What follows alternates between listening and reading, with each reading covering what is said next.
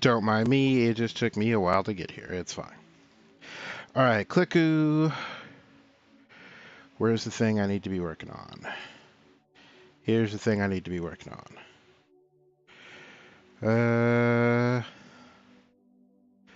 We'll do this. Ta-da! We made it. I really need to get that third monitor set up, but that will happen later when there is energy. Clicku, clicku, clicku. Boo, boo, boo, boo, boo. Hi JD, welcome. So, while I get my bearings, and there's a lot of bearing to get,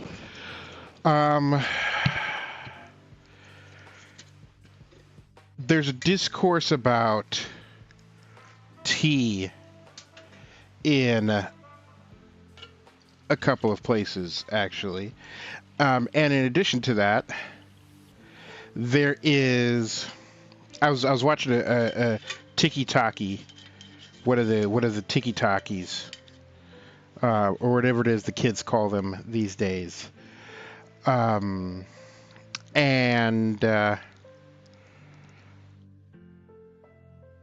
there was one, well, in addition to like a thoroughly amusing roast of the Great British Bake Off drinking tea, the beverage this time. Though if you have Pax tea, I want to hear it. But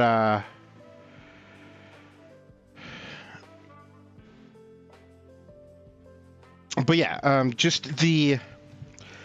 So I'm watching the Tiki, and the Tiki is this woman from Alabama pronouncing words. And if you've been around the internet long enough, there are all these like word challenges for different people from different regions, so that everybody can sort of poke fun at the differences in accents and whatnot. And the Southern accent. So for one, Southern accents are regional. Like, jot that down. Most people, especially like non-Americans, don't know that, or just anyone who doesn't know a lot of Southern people. Like if you've lived in LA your whole life, and you've only been like north of Pico, then you don't know what Southern accents sound like. And so different places in the South sound differently. Like Florida and Texas sound different, and Virginia and like Mobile, Alabama sound different. Right? Yeah, it's just like English accents. But I came to a startling realization. So like, I'm half Creole, half Cajun, and for the uninitiated, that's just like two subcultures in not just Louisiana, but specifically like southern Louisiana. The Cajuns are swamp people, full stop. Anyone who tells you different either isn't or doesn't know any Cajuns. And the Creoles are the descendants of slaves that worked in and around plantation houses. Please tell me that cable is not damaged. Okay, we're good. And so for a long time, and even now, they're sort of considered highfalutin city folk, and they tend to be more mixed than your black Cajuns, because Cajun does not just mean black. But none of that really matters. Well, none of that is really the point, I should say.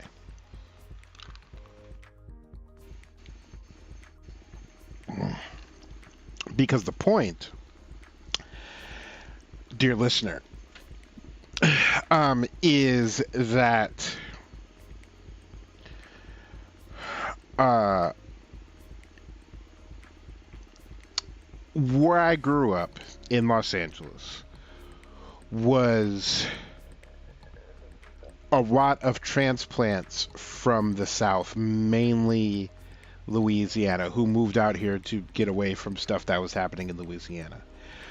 Um, and there's a history of things happening in Watts and Compton and in different parts of LA and Inglewood and other places that are thought of today as traditionally black, but were not traditionally black even 40 years ago, 45 years ago. They were traditionally not black, and that's a whole different thing. But in listening to this woman say things in her Alabama accent and then repeating things in my own accent, I was like, oh, there's a lot of overlap here. It's not one to one because, like I said, Southern accents are regional. But I thought about it, I was like, I've never lived in the South. I was in Texas for 3 days. I was born in Texas. Lived in Texas for 3 days. But it makes sense because both my parents are from New Orleans. And members of my church and people on my street are all either first generation from different parts of Louisiana, or at best second generation. But then I got to thinking because she hit a word that is notorious, especially if you spend any time in Washington, D.C. or in Baltimore. She hit oil. Now, me saying oil right now is not how I say oil. But also, if you know anybody who looks like me from Baltimore, when they say oil, except it sounded remarkably like the woman from Alabama. And I came to a starting realization, which is a connection I should have made years ago, because I've always known these, like, the different pieces of information that had to intersect in order to make this thought. But inner city vernacular, the accent of the poor black areas in every major city of this country, Baltimore, D.C., New York, Chicago, Los Angeles, Oakland, etc., etc., St. Louis, places where there's a tradition of densely packed, poor, crime-ridden people that happen to have a common ancestry, is that accent is just an evolution of the Southern accent because that's where they're all from. We're all from the South. Like, we're all from the South.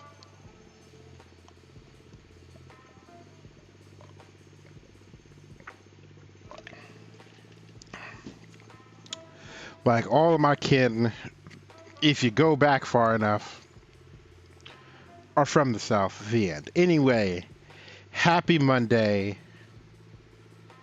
Happy December. Happy something.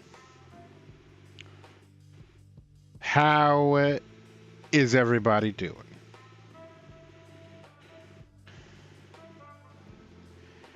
And of course, today is the day that they're doing some sort of wild. I can't quite tell if that is like. Oh no, that's road work, because that is a jackhammer.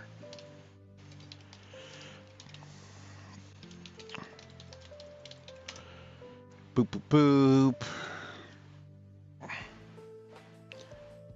I have so many things to reply to today that I may scream. Oil. Oil. Yeah.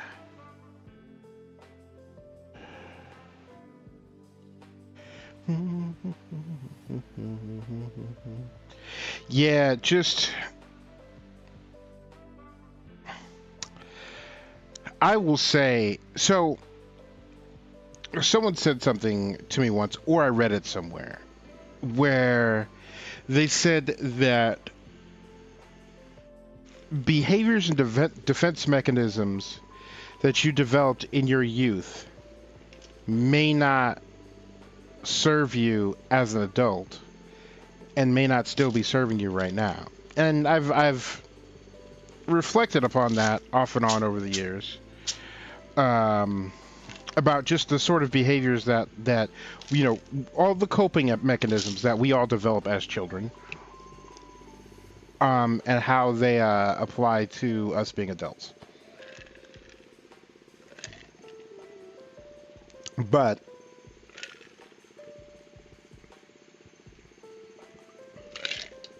Baby David was not terribly popular. And filthy. Yeah,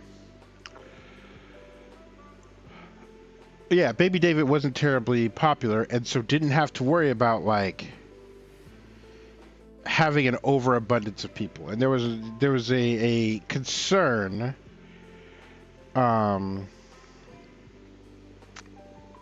that David would ride off into the sunset without having like any friends. And so there are like 6, 7 people I need to get back to, not counting work stuff, not counting like chaotic, wholesome K TTRPG stuff. And I have to say, it's unexpected and overwhelming. And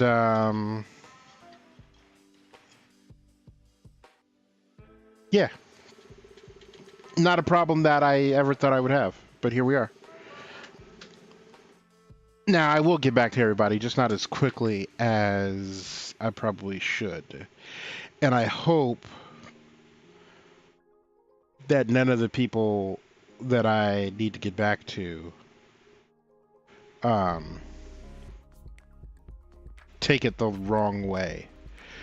But, you know, David has untreated anxiety, so there's only so much he can process over the course of a day.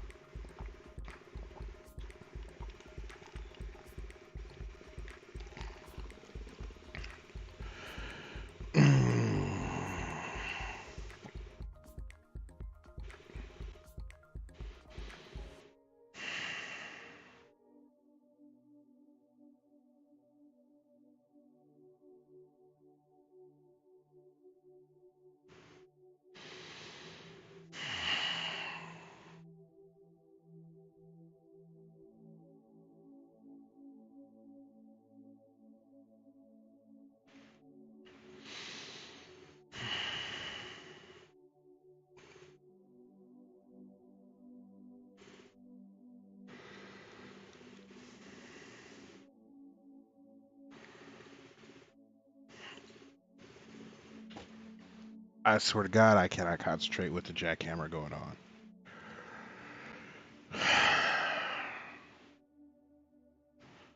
Do, do, do.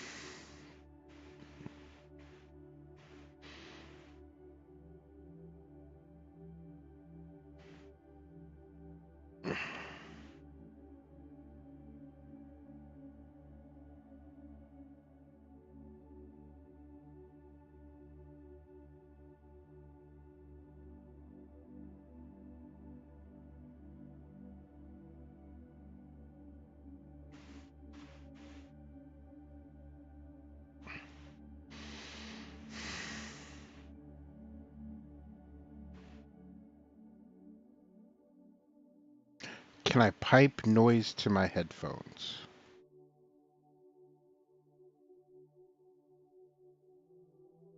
Hmm. What do you mean? Are you picking up the jackhammers? I hope you're not picking up the jackhammers.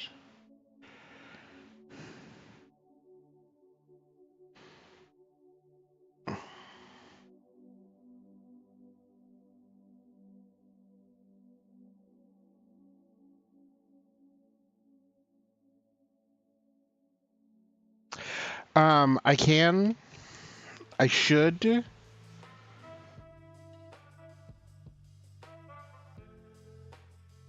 know, it's weird because, like, so for one, the problem isn't the sound, it's the concussion. Like, it's the, like, I could feel the jackhammer even if I don't see it. Or no, I could feel the jackhammer even if I don't hear it. But also, like,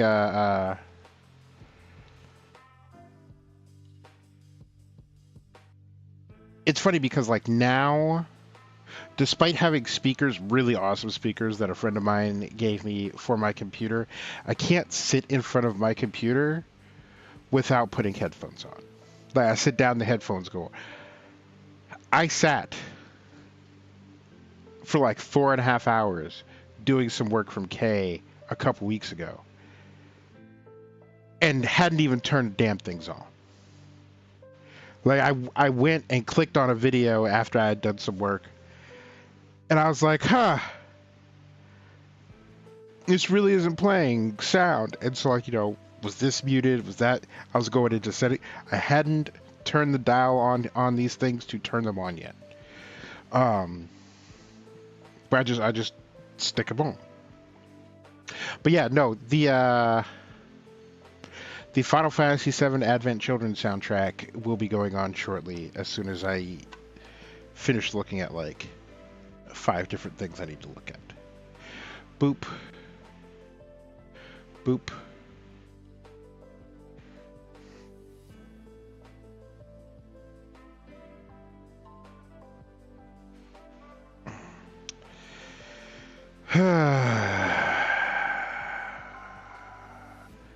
But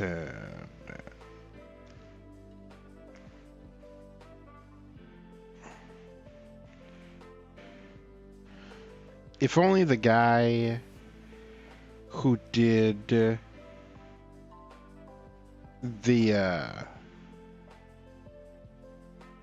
music for Final Fantasy VII, for Advent Children, I think it was the same guy who did 10, knew how important his work was to preserving the life, liberty, and happiness of everyone in my orbit.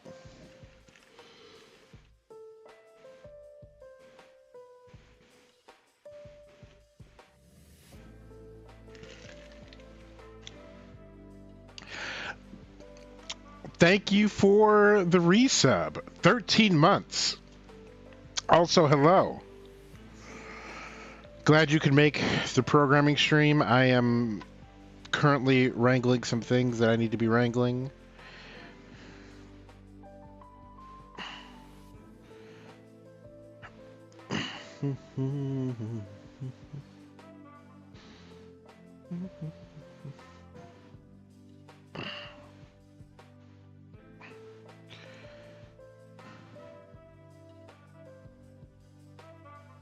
Good afternoon, Rex. You want to spill some post-PAX tea?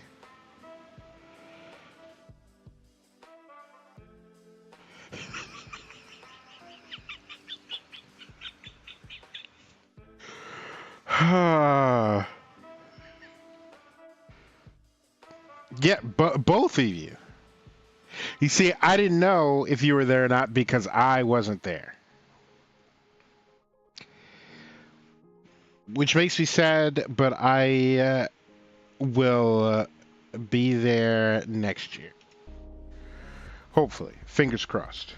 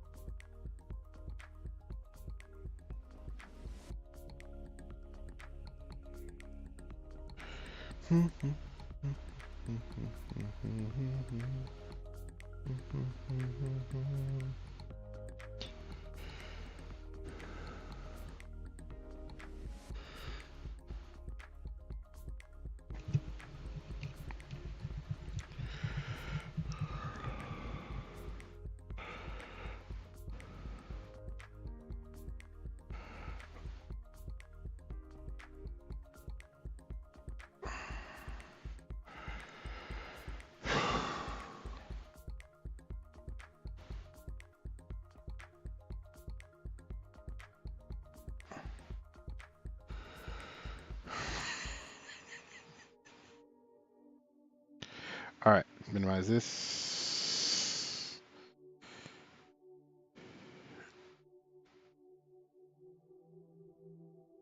My carefully cultivated retire cop look. You will have to explain. And yeah, the Chaotic Wholesome crew are some of the best people. Full stop.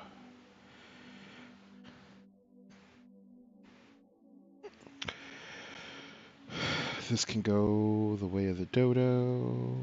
Don't need it anymore. That's what I was doing. It's firing up the music. Oh, yeah.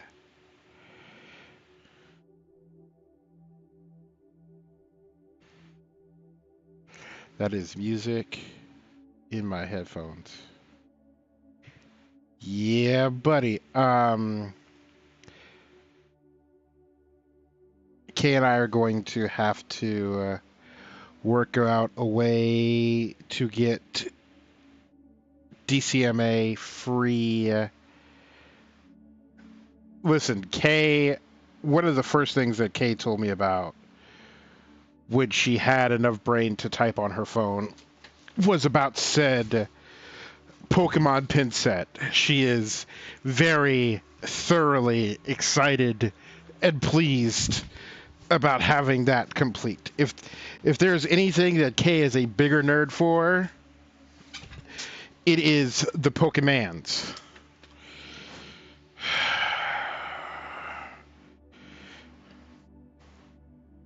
The Pokemans.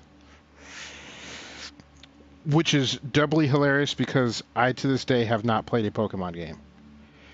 At all. And apparently it's a card game. Because I know there are Pokemon cards. I just, like...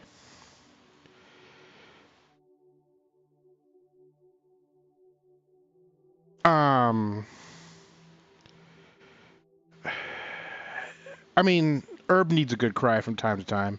Herb needs a good cry from time to time, and not drowned under a mimosa. So you did good. Um, but yeah, yeah. So Magic the Gathering. Magic the Gathering is a bunch of cards for a card game that people get together and play. I know this because I have physically seen somebody playing Magic the Gathering, like in the world.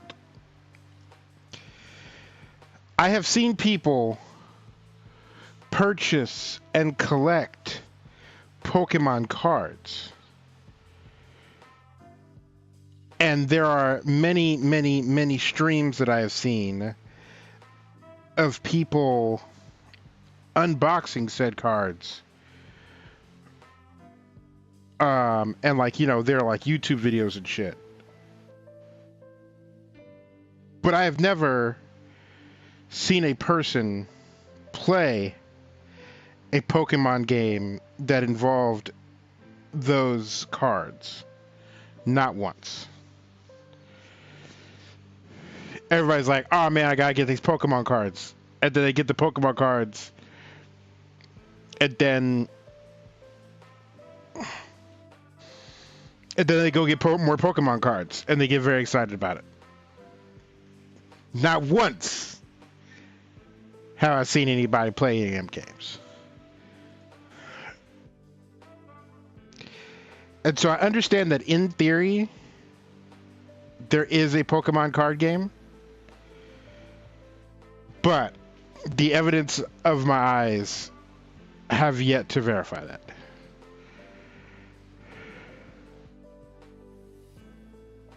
What? Tell me the tale of the button-down cursed shirt.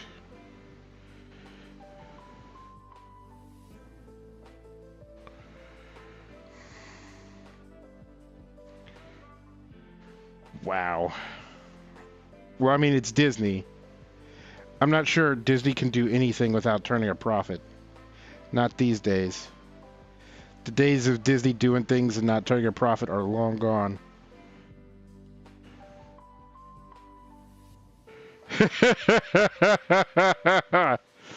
And look, I will never...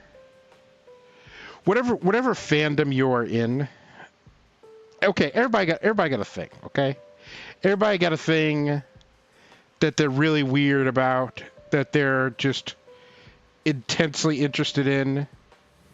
And if you're autistic, apparently that might be 30 things instead of the one. But I will never in earnest shit on anybody who is into a thing, okay? It's okay to be, and I'm going to be real controversial. Harry Potter's your thing? It's cool. It's great. I got problems with J.K. Rowling. I got problems with Harry Potter. But if you want to put on a cloak and grab a broom and run around a field and make lots of noise and have like these deep debates about which high school subdivision you'd be a part of, great. Have at you. There was a time when I could rattle off the crew complement 1118 with families, specs, dimensions of the Enterprise D from Star Trek.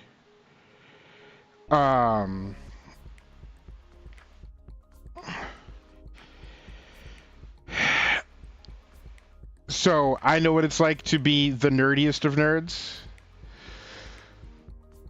Also, I've seen more anime than many people who consider themselves anime nerds.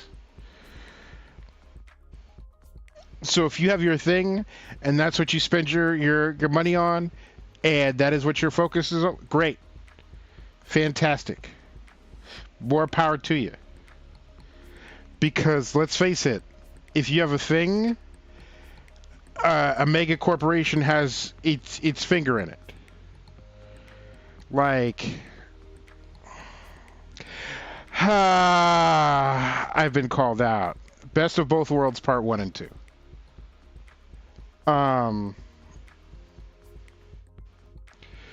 But no, they're like a lot of bops though. Like it's unfair for me to just pull that because there are a lot of bops in the next generation, and we could really go down a rabbit hole of sort of like my favorite.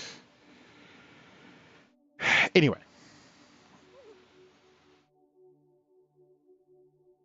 I was complimented on how good it looked on me, but two of my friends had some rough stuff happen to them, and I had to help them out. Everyone is okay and uninjured. Listen, if everybody gets out relatively unscathed, that means it really worked out. Because I have had some nights, especially at like events, like Red Fair and Labyrinth, and like even like itty bitty comic conventions. I've had some shit go south, and it's like everybody's supposed to be here having a good time. Why are the cops involved? Like what's happening?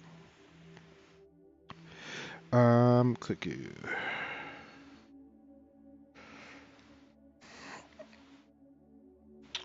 But like with next generation, everybody like let's move past the stuff that everybody loves. Everybody loves a good holodeck episode.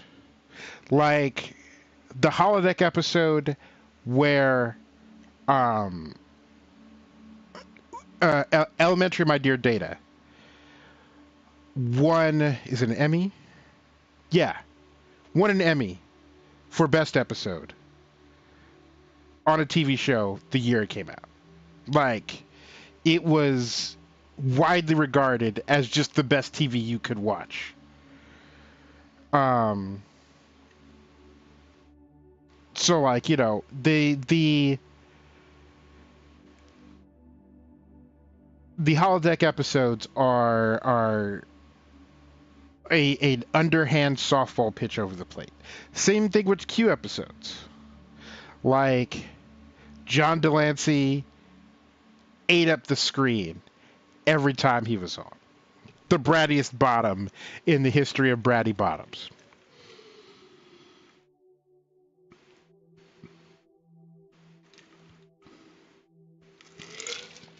But like I had a particular affinity for the Borg, um, and I didn't really get to why I liked the Borg as much as I did until I got into DS9 and then Voyager. And part of the appeal of the Borg is they out-colonize the colonizers. Like, to turn the Federation on its head from being the colonizers to being the colonized is hilarious and trippy. And to sort of like look at it in that perspective, it's like, oh, this is part of why this appealed to me. Hey, Kay. Welcome. But my favorite episodes split into a couple of categories. And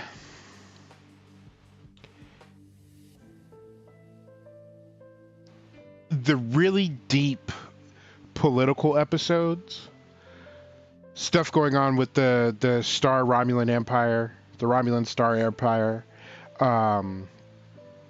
stuff going on with the Klingons, and everything that's going on the home world and the power struggles that are happening there, and even stuff happening like within the upper echelons of the military branch of the Federation. Um, I found all those episodes really engaging, really fascinating. Um, and then any of the episodes that are like centered around one of the crew.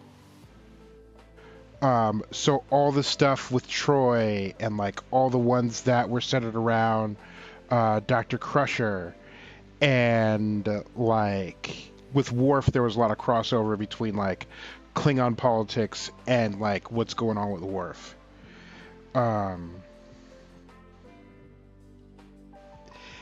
then like Data and his brother and his father, and really sort of like getting into the guts of all that. Also really fascinating. And then, but I think the stuff that the episodes that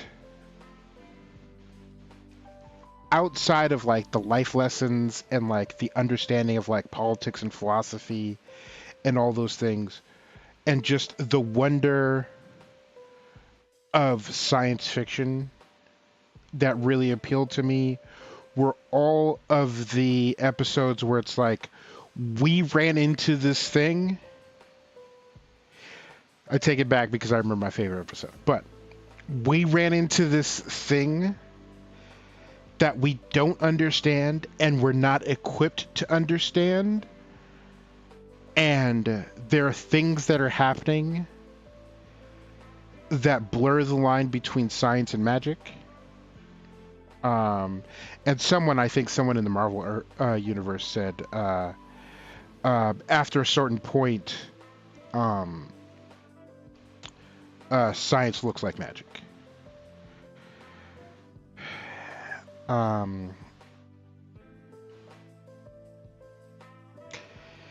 And so, like, the episode where Data gets possessed and becomes all these different personalities.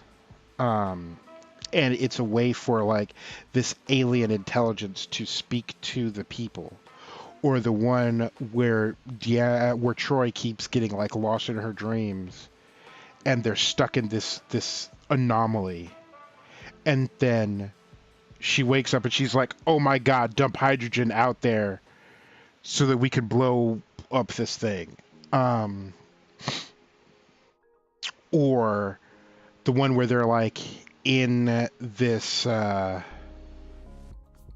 another anomaly that's just shrinking on the ship and people are disappearing and Crusher's kind of losing her mind and they gotta like unpack all that. Or even like Encounter at Farpoint, where it turns out that it was just a big old alien.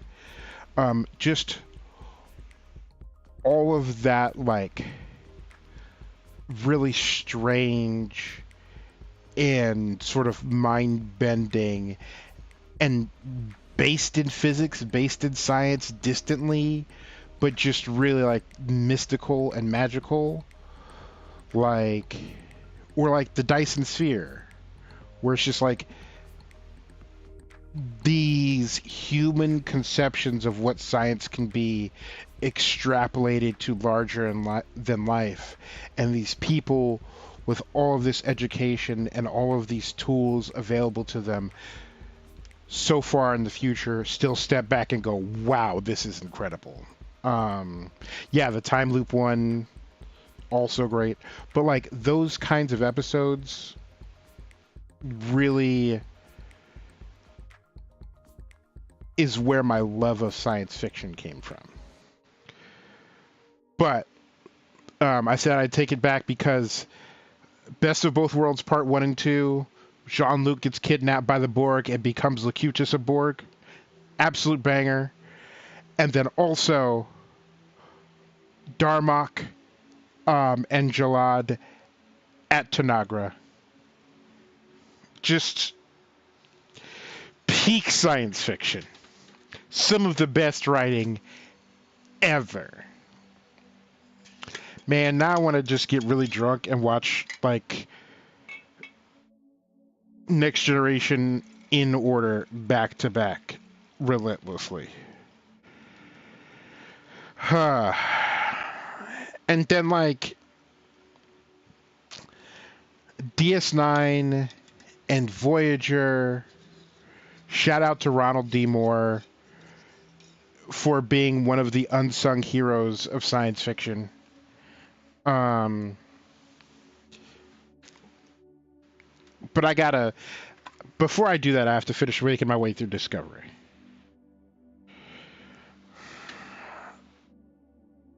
Um,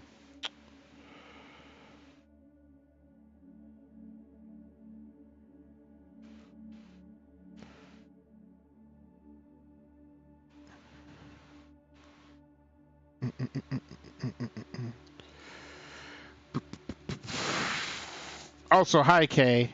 I'm surprised to see you here, given that both you have work and you're also like recuperating um, from PAX.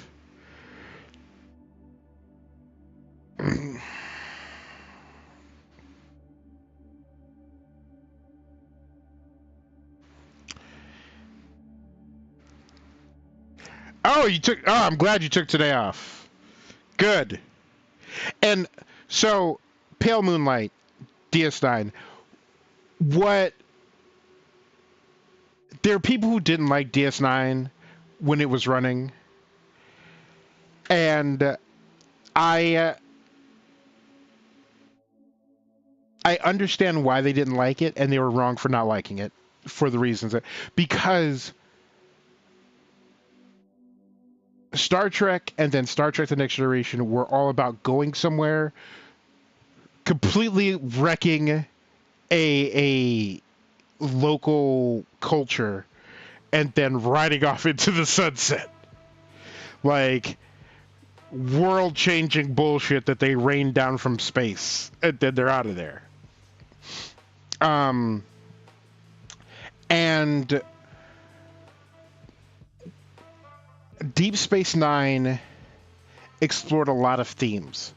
The idea of a messiah, the idea of the Federation isn't the utopia that it advertised itself was. Um, and you did a thing, and now you have to sit here with the consequences of it and deal with the mess that you made. Um, and and then there's also like a lot of the like fallout of stuff that the Enterprise did. And yeah, there was just a much bigger focus on like the inner workings of political intrigue with Deep Space Nine. And when you get to the Dominion War, things get really wild. And the seams in the non-aggression treaties, because I wouldn't call them peace treaties, but the seams in the non-aggression treaties between the Federation and the Romulans and the Klingons all really get exposed in a very real way. And Cisco is left to sort of like sort that out if he can. And really just... And the guy who played Goldacott really just ate scenery every time. And what's his name who played Wayoon, who is a brilliant actor who's been like 13 different people on Star Trek. Jeffrey Combs. Just... They had some real scene eaters on DS9. Some real scene eaters.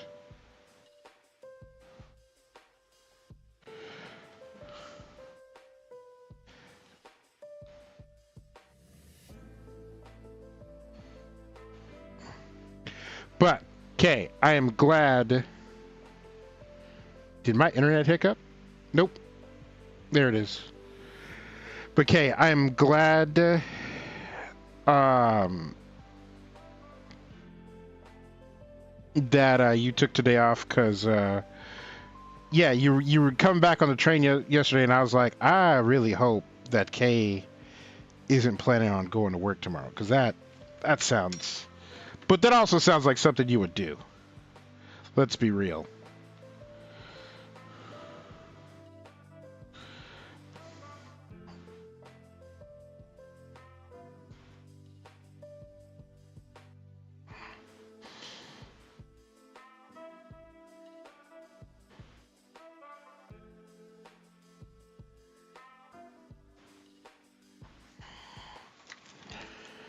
Whew. But y'all have returned from the PAX. Did everybody have a good time? Look, Kay is a monster. Like, make no mistake. When you get a Japanese to English dictionary and you type in Godzilla, you might get a picture of Kay. Because Kay is a monster. Fueled by radiation. Wow. Jess only took a half day off. That's insane.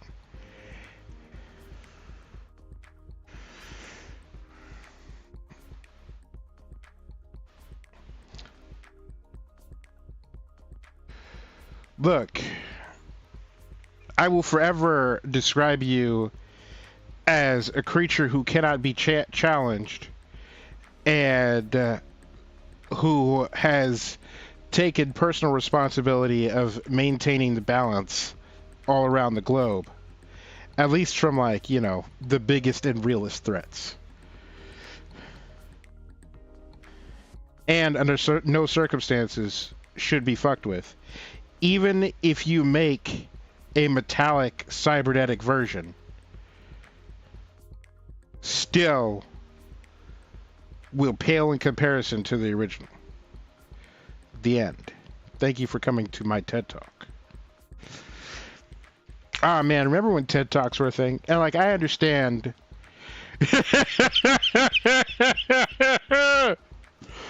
Ah, Rex, 10 out of 10.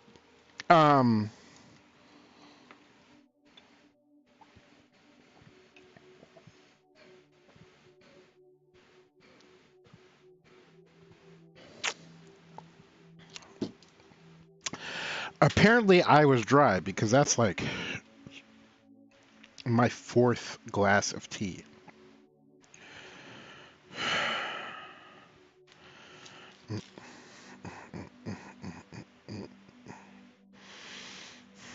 What?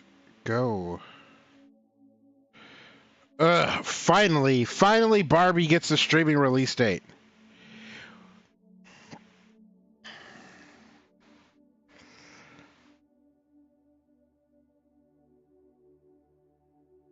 Noted.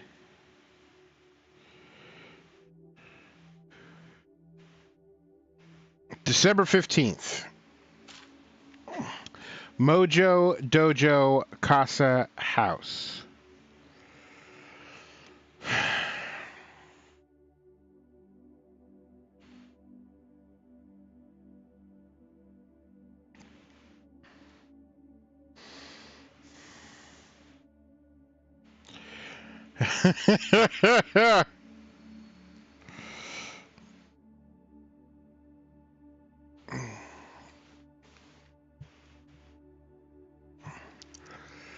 Okay.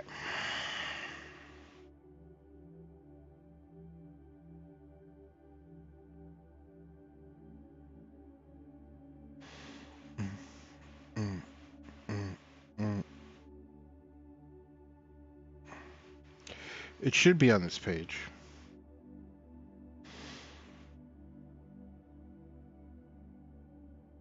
Where did it go? Where I put it?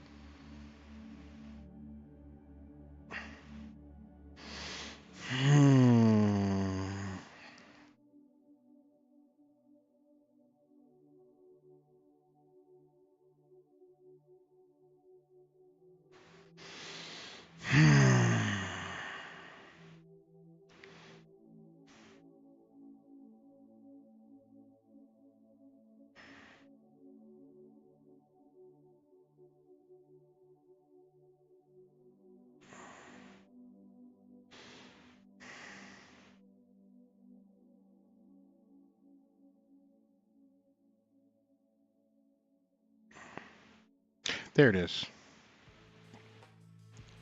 I found it. Okay, I gotta click one more thing.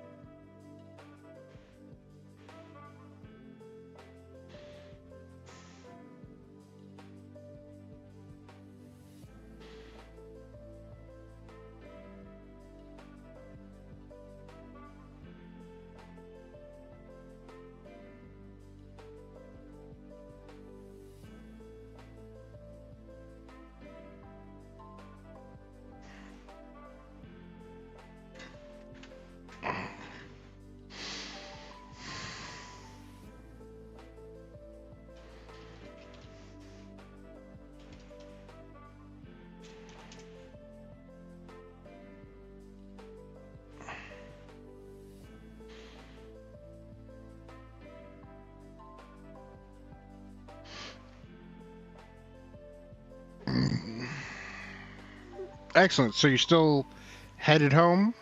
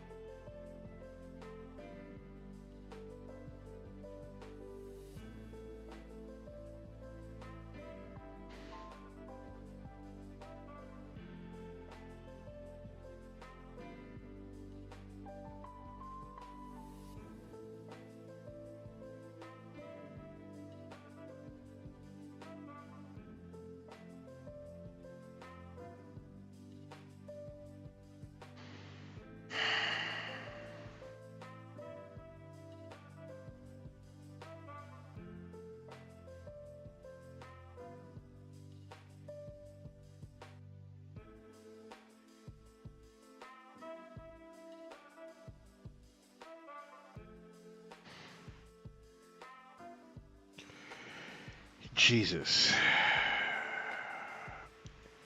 Yeah, well.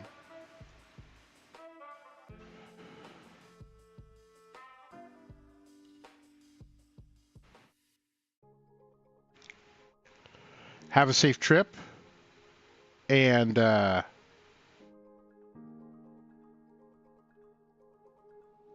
I hope you sleep great.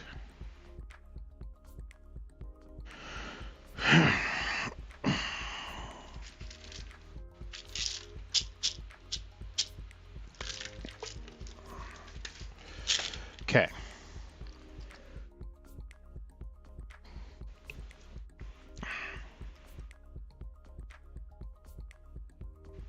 Okay.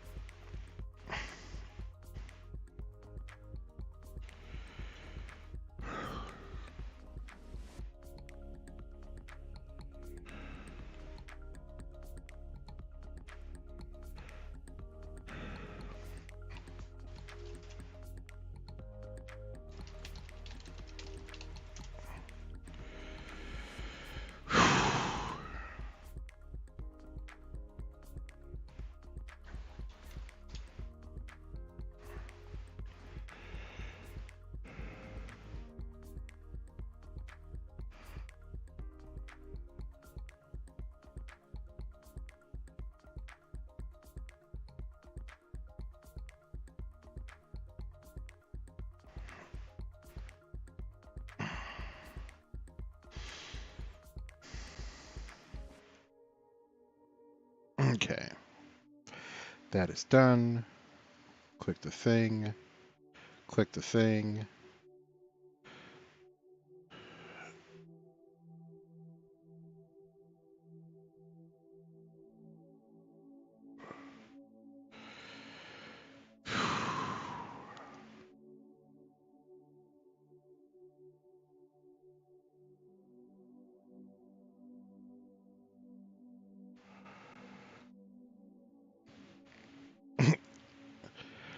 Yeah, pet the kitten. Not a euphemism.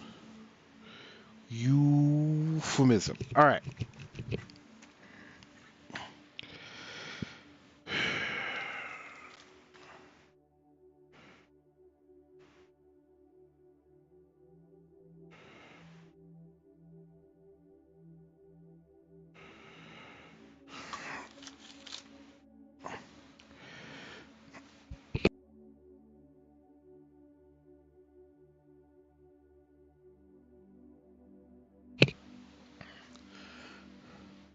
Well, after many tall glasses of tea, I'm running to the can. I'll be right back.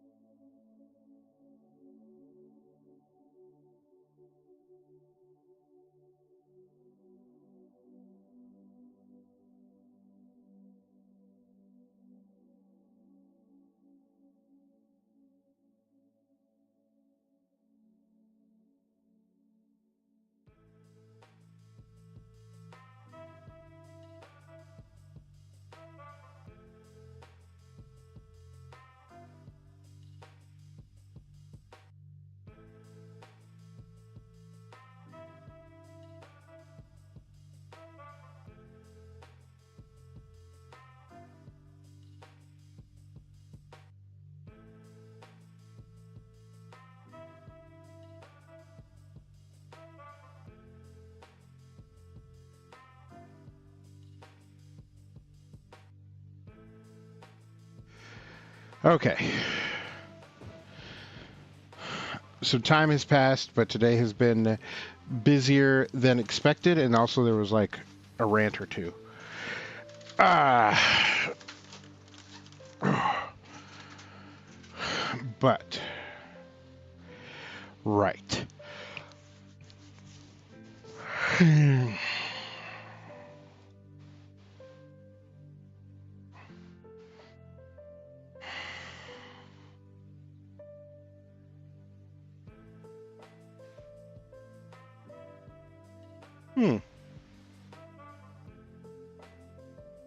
Oh, that's because there's crap on my camera. That's interesting. That's fascinating. Today I learned. And my camera is fuzzy. Also going to fix that.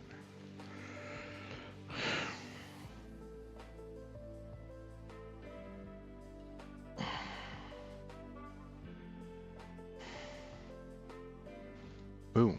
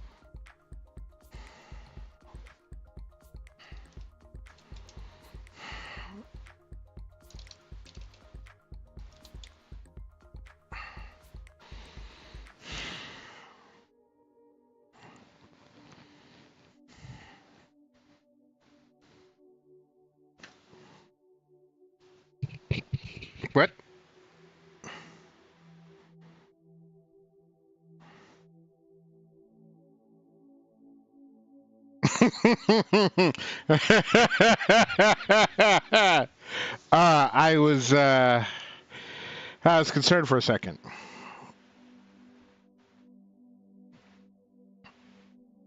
Yeah, and admittedly, Uncle Iroh is like fitness goals, like the whole like thin with a six pack is out.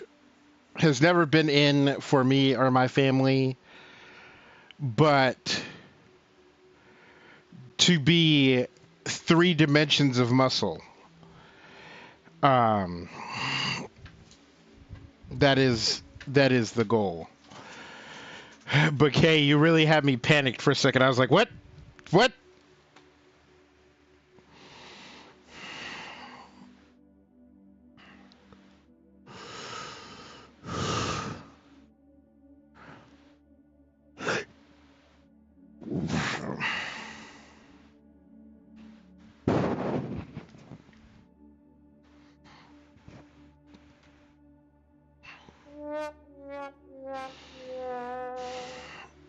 But it's a good idea to be less Doctor Doom and more Uncle Iroh. That's something I have to remind myself of.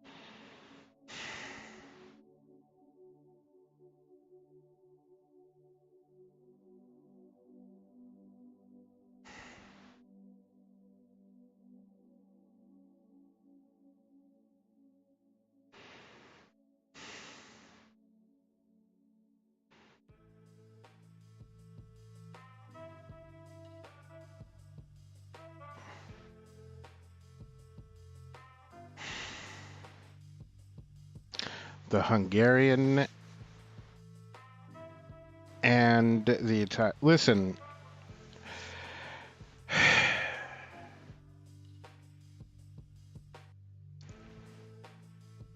the multiverse theory. The idea that every decision you make, there's a universe where the opposite decision is made. And not just on like the meta level of, us as we are, but on a subatomic level, that there are subatomic particles where their placement isn't predetermined, where it could go one direction or another. And the idea that the universe branches as each of these subatomic particles and each of these atomic particles and each person with every decision they are made are just splits endlessly, and that every possibility that can happen will happen.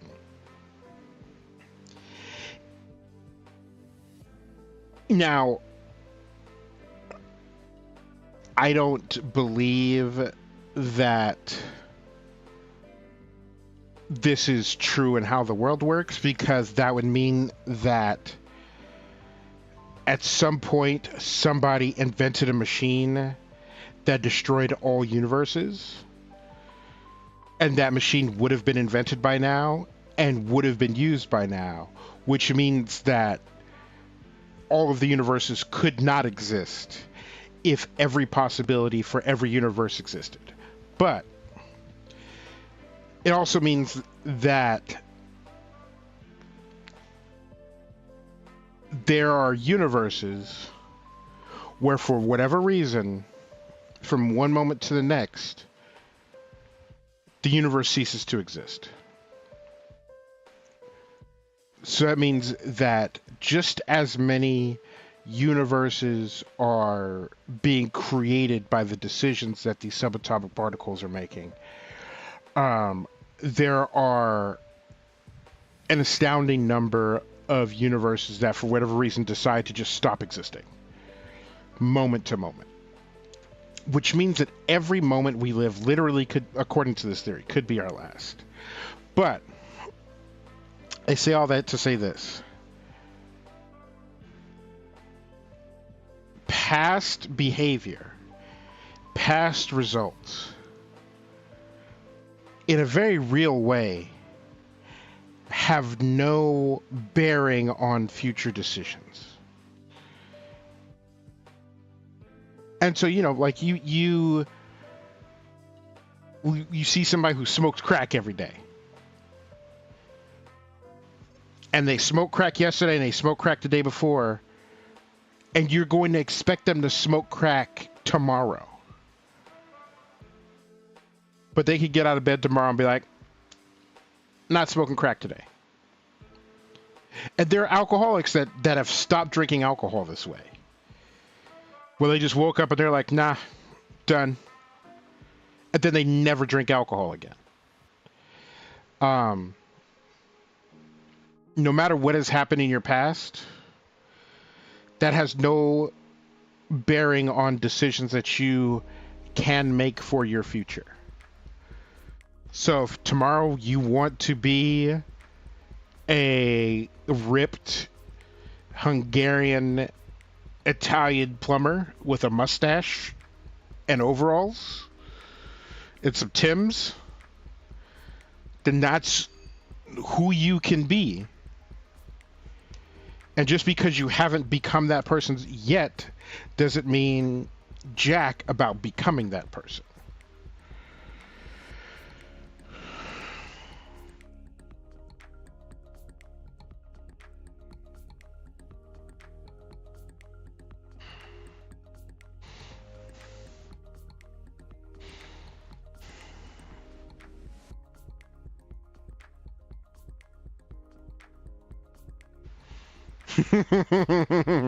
Yeah, because I definitely have not become a programmer to this point. But there's no saying, there's no law of the universe that says that I can't do this for tomorrow.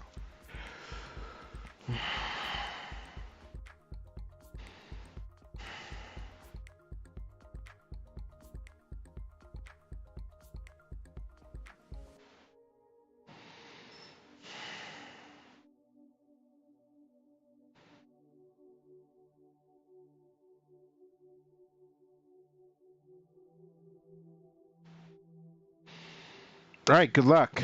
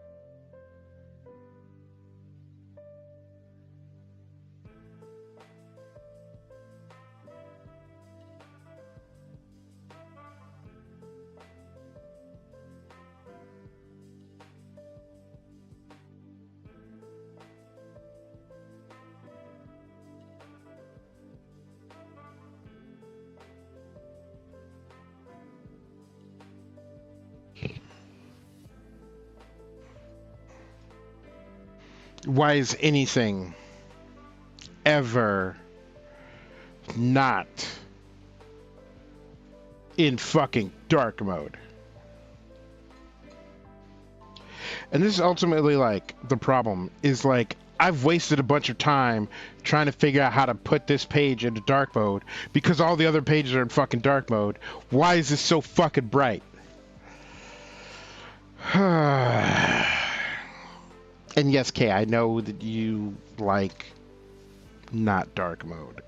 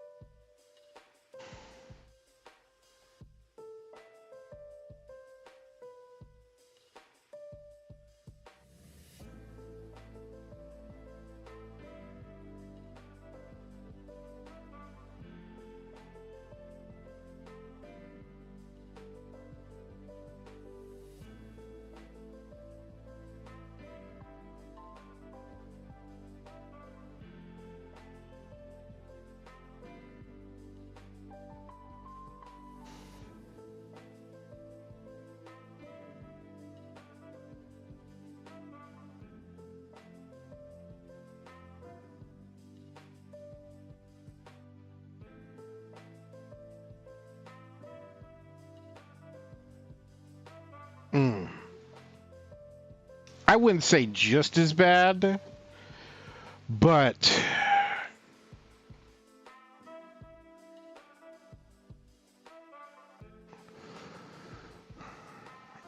yeah, there is a specific crime of dark mode where the screen is black and the letters are white, and you're like, come on, meow.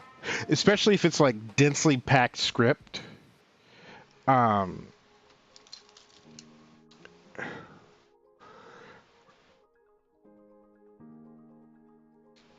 because that's how I do my ebook when I'm reading a thing is I'll do the dark mode where it's black with white text, and I find that I have to read slightly larger text, not because the text itself is hard to parse, but if I do the really small text like I'm accustomed to reading, it's too much white on the page. And actually, that's got me thinking now. Button.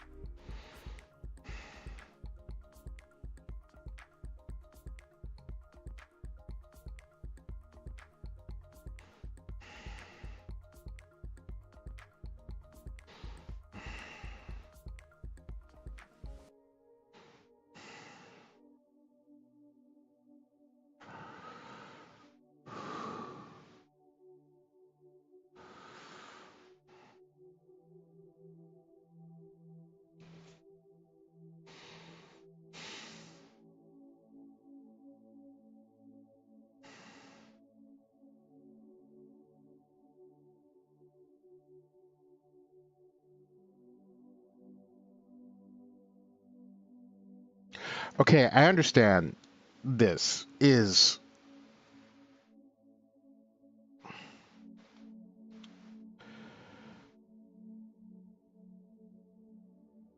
class is a way to store data under a heading, for lack of a better term. And it's a way to have static values within the class be deployed outside of the class without exposing those variables to being changed. So I understand all that.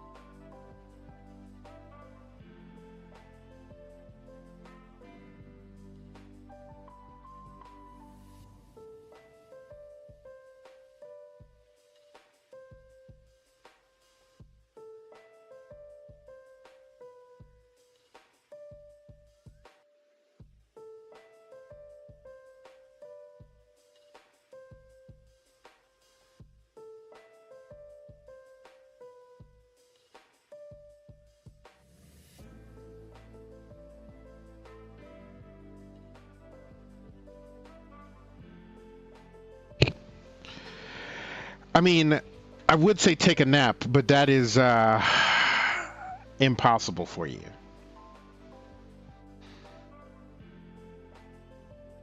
How warm is your apartment?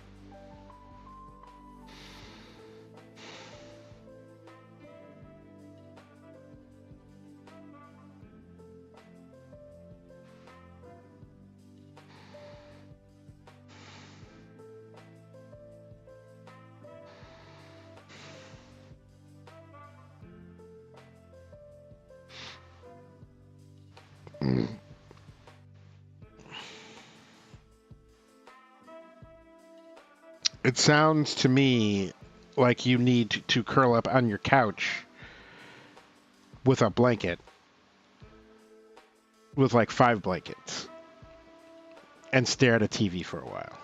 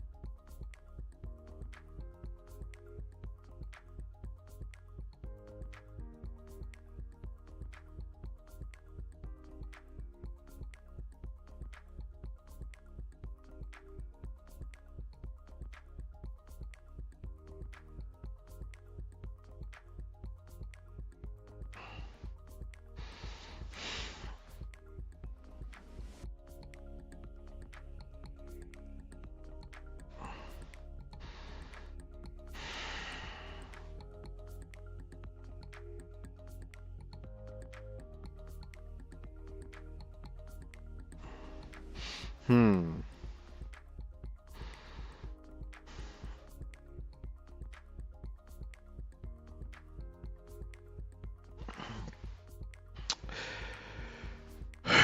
Uh,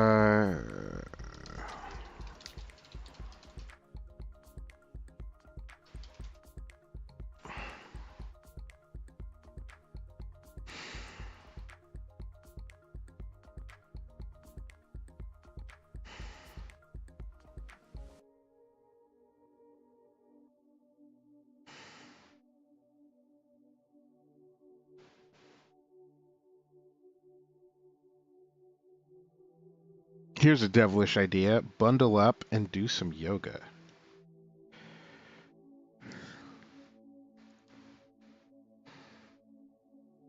Like, work your way through like 3 poses over the next like hour.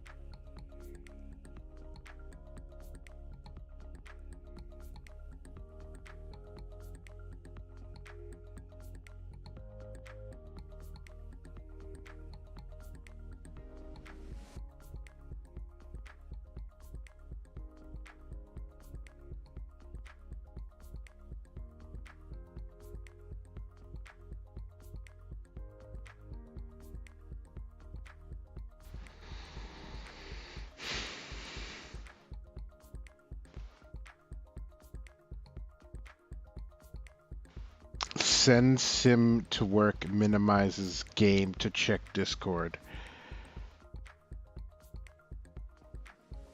What happened to your poor sim?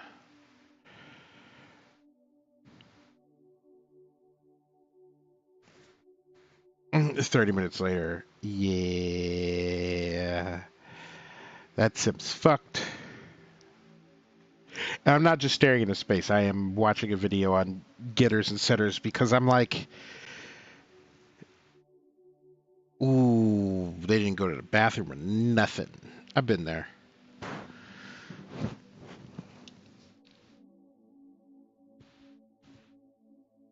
I mean, sometimes I feel like a neglected Sims character.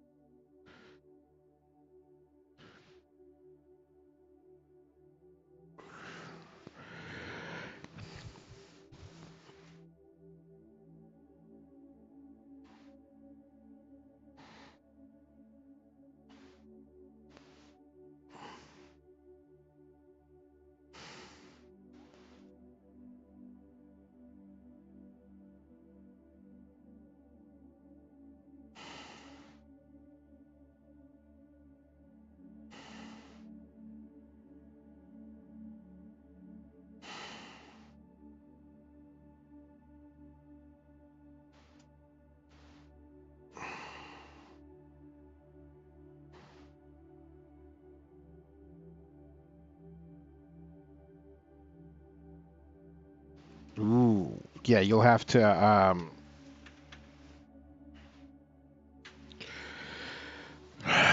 show me said have to pee again. It's killing me.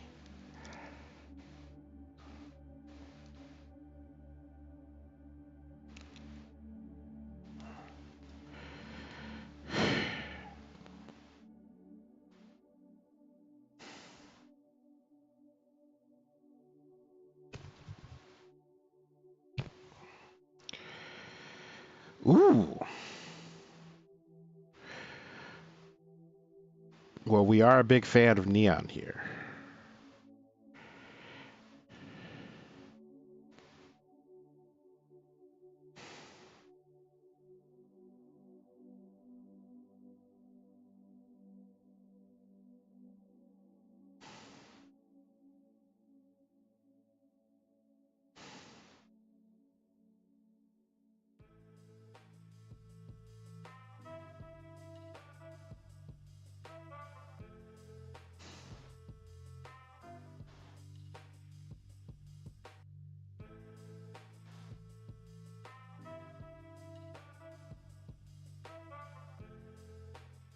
Ooh.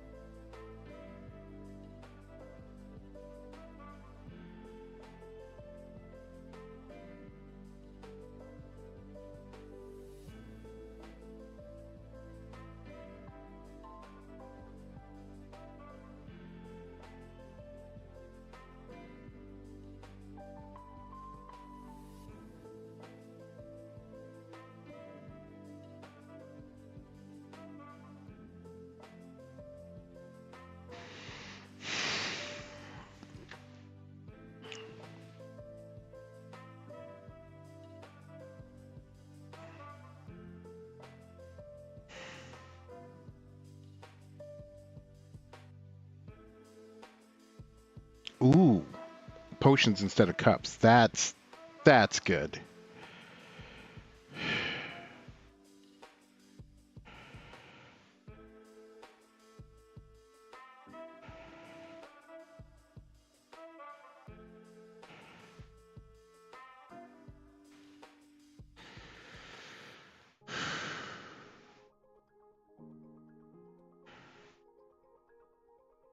So I'm getting stuck in a lot of places in this block of this course. Um, and what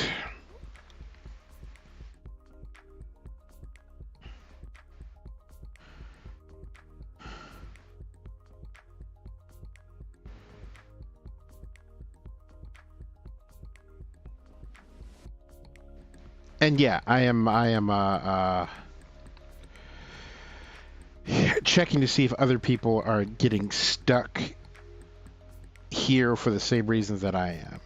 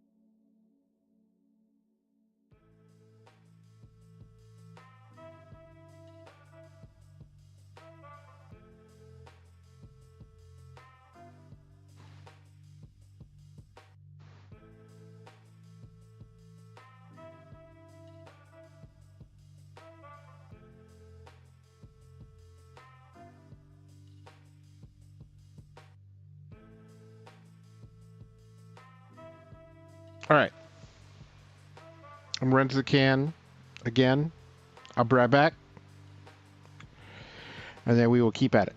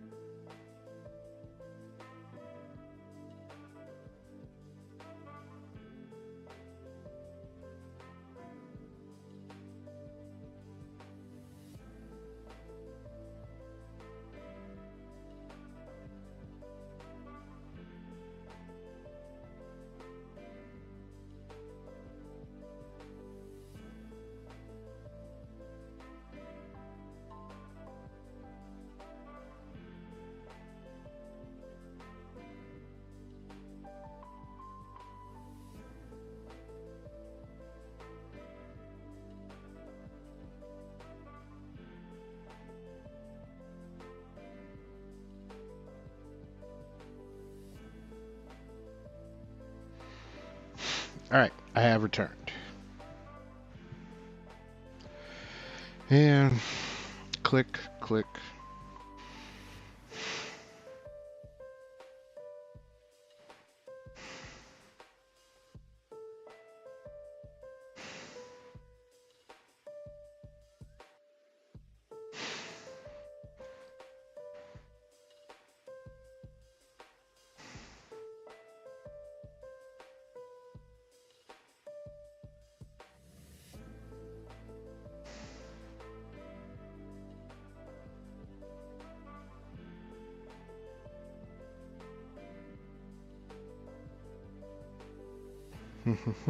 Close. Okay. What am I looking at here?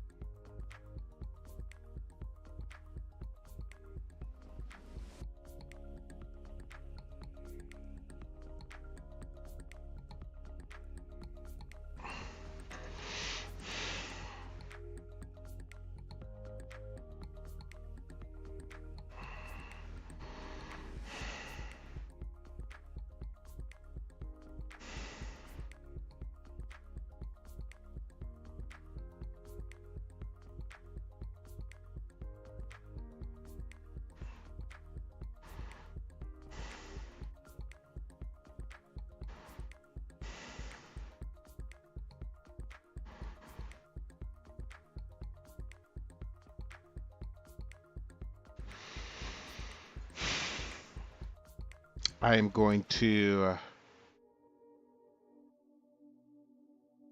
continue listening to this YouTube video explaining this shit while also doing some work things. So if it looks like I'm staring into space, I'm not staring into space. I'm doing stuff. I'm busy, okay? It's a busy time.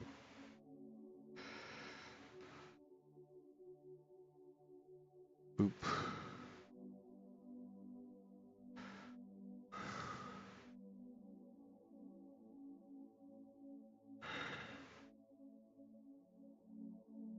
Doop, doop, doo. I was gonna click on something, but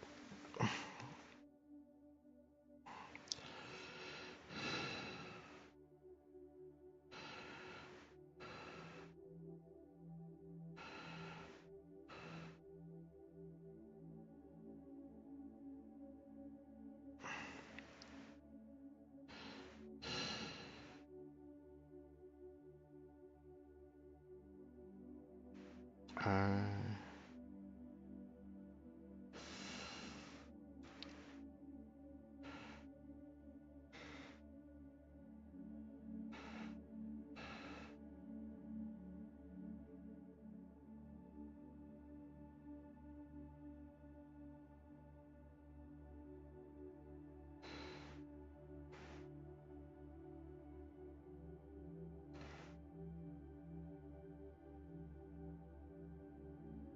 welcome back. How were errands? How was shopping? Did you get anything tasty? And if so, where's mine?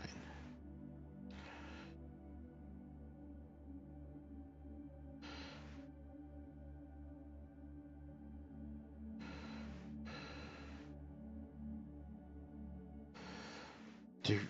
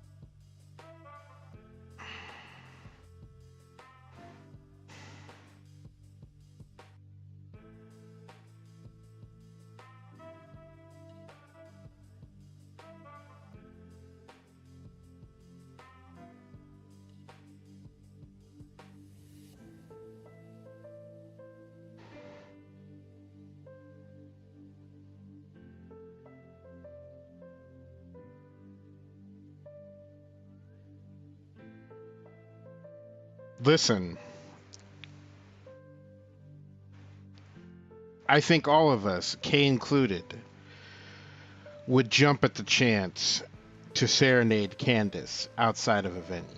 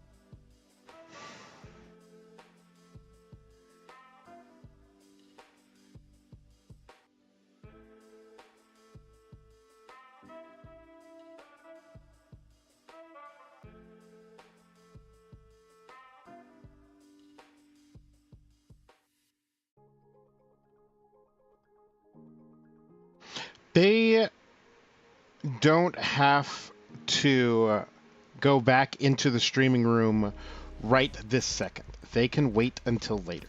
That is okay. No one um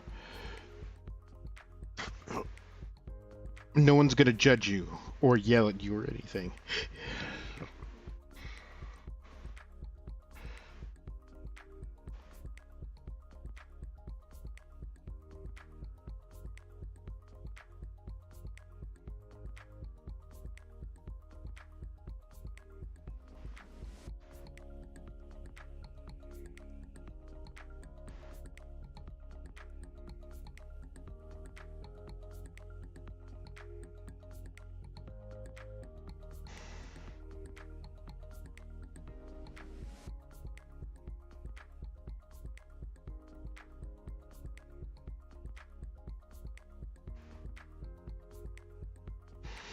I mean, don't you have like a glass and/or plastic? Look, every cat owner. So like you know those big bowl things that go on top of plates of food.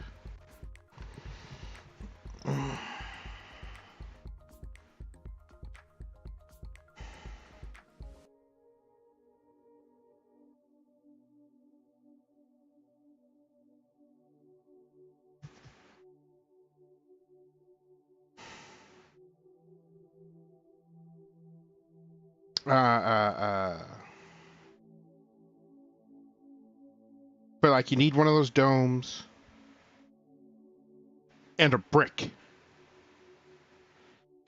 And that way, if you have something and you're like, oh man, it'd be terrible if the cats got to this, you put that on there, and then you put the brick on top of it so they can't get at it.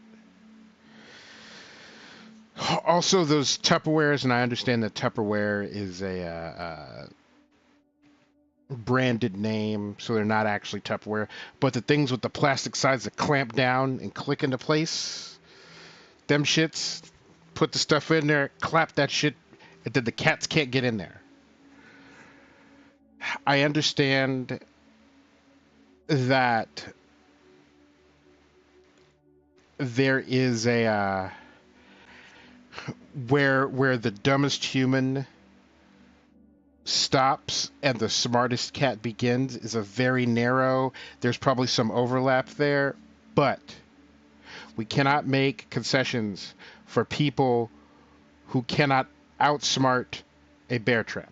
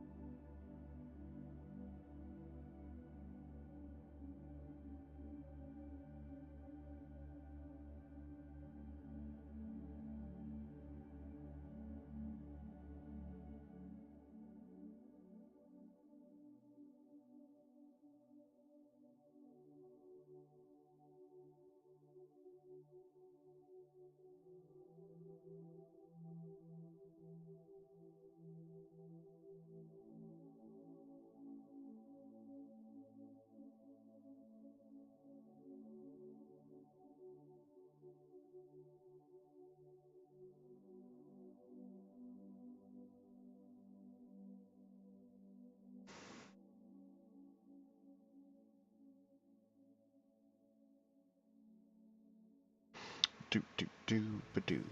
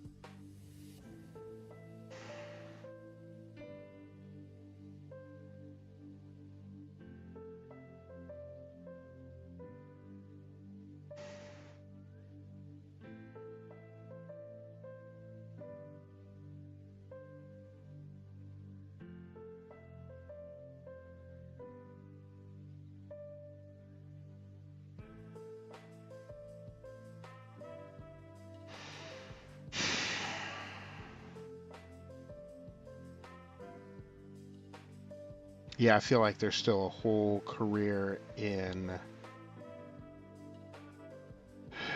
making things. So, the box. What is the story of the box? In what way was it unacceptable? Was it leaking nuclear waste again? Has anyone spoken to the box about it? Has HR been informed? Or is this still just like a manager box situation? Because I feel like if nuclear waste is coming from the box again, it's time to get HR involved. And I am the last person to say that HR needs to get involved.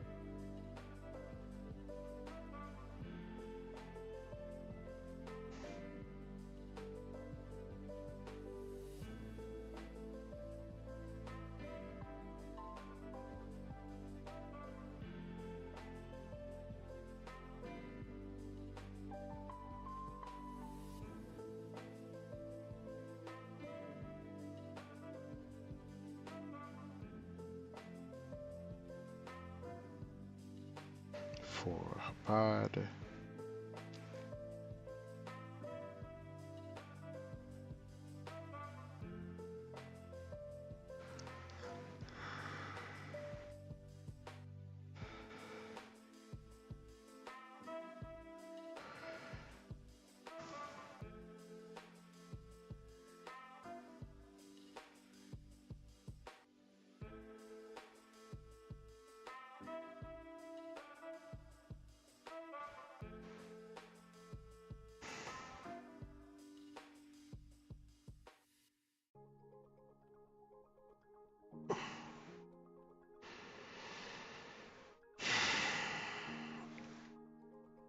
Okay.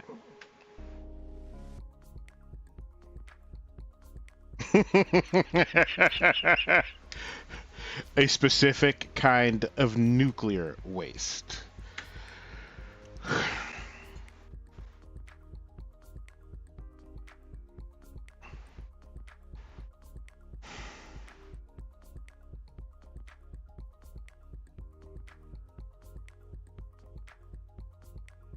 Okay, so I'm in like video 3 of trying to wrap my head around this, and what it's looking like is that there's a bunch of stuff that I got updated in JavaScript, and there wasn't like a convenient place to put it. And so they dropped it here, except a lot of this stuff is too advanced, and so I gotta go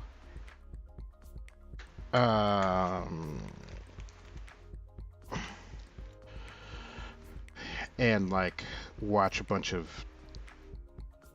videos.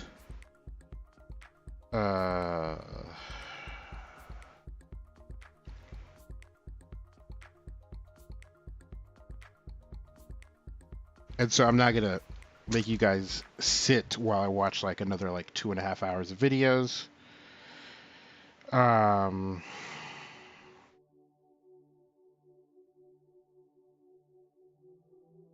So I'm gonna wrap stream early, take a short mental break, and then fire up the YouTubes and watch a bunch of videos. But I'll be back tomorrow, same bat time, same bat channel. So y'all behave until tomorrow, and then also remember that the talk show is tomorrow, and we will be here for the talk show tomorrow, Tuesday, Um, and I will gauge your IRO progress and you will gauge mine because I very much have the same goals. All right. I will see y'all. That's bad. I will see y'all tomorrow. And don't do anything I wouldn't do. Bye.